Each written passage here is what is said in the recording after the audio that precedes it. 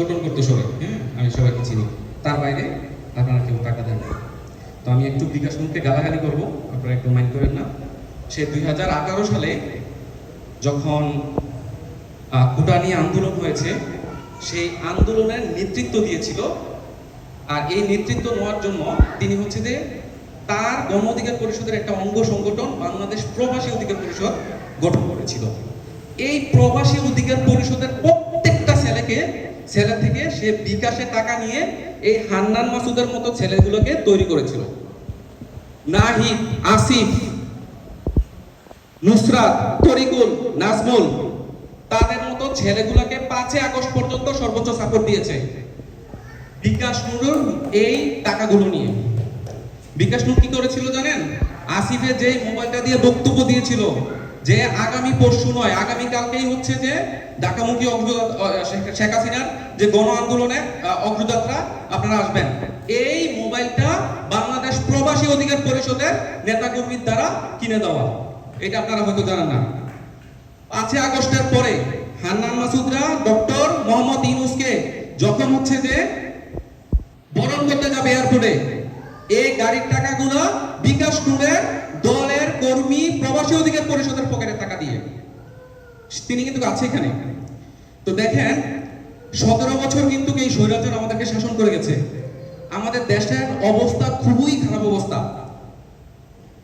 জনাব তারেক রহমান আমার নেতা না, জনাব তারেক রহমান এমন কোনো কাজ করে নাই তাকে জুতা দিয়ে পিটা বলা যাবে, তাকে এটা বলা যাবে, তাকে গালি দেওয়া যাবে, এমন কোনো কাজ আমার মনে হয় না এই 6 মাসে তিনি করেছেন।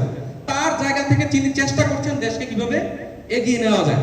আমরা এই 17 বছর আমাদের রুটগুলো, আমাদের প্রত্যেকটা সেক্টরের দুর্নীতি, খারাপ অবস্থা, তা আমাদের কি উচিত না যে সরকারি দল বিরোধী দল একটা ঐক্য গঠন করে কিভাবে দেশকে মিনিমাম এই 5টা বছর এগিয়ে নেওয়া যায় সেটা কাজ করা?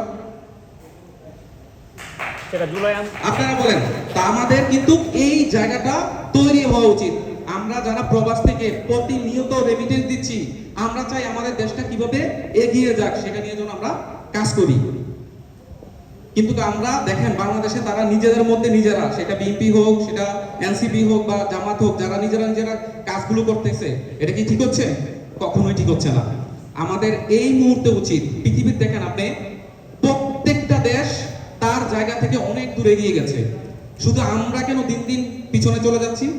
কারণ আমরা যৌক্তিক সমালোচনা না করে কিভাবে আমরা নিজেদের মধ্যে মারামারি করব, কাটাকাটি করব, এগুলো নিয়ে আমরা ব্যস্ত।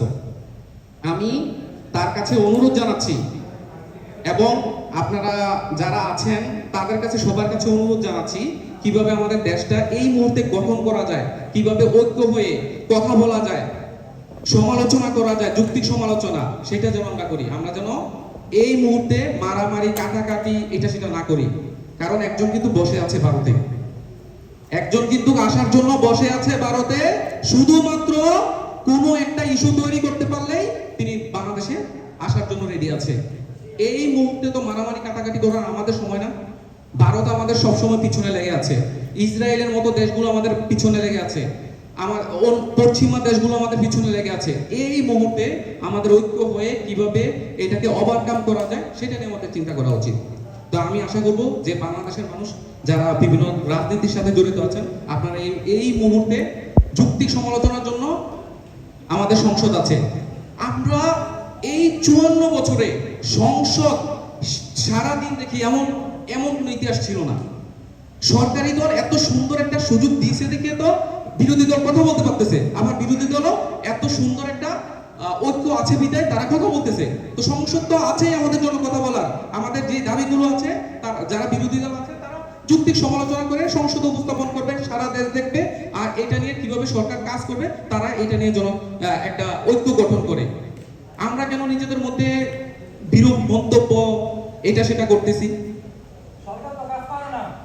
ভাই সরকার, হ্যাঁ এবার আসেন জুলাই সনদ